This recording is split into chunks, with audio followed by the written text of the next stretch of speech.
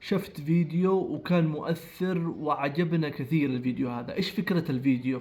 قسموا الشاشة نصين، نص يكون يعني شخص عمره 70 سنة وما مارسش بعمره الرياضة، ومن تحت شخص عمره 70 سنة نفس الشيء لكن مارس الرياضة.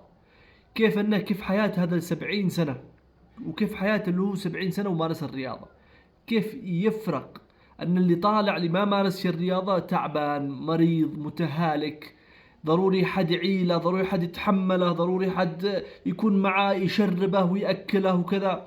لكن اللي من تحت اللي مارس الرياضة وصل عمر 70 سنة وهو يمشي ويجري ويأكل من نفسه وكمان يحمل أطفاله، يعني وروا الفيديو أنه يحمل أطفاله. فعجبنا فكرة الفيديو وتأثرت بهذا الفيديو وأصبح عندي حافز من ناحية الرياضة وأن أنا أمارس الرياضة. ففكرة الفيديو جدا رهيبة.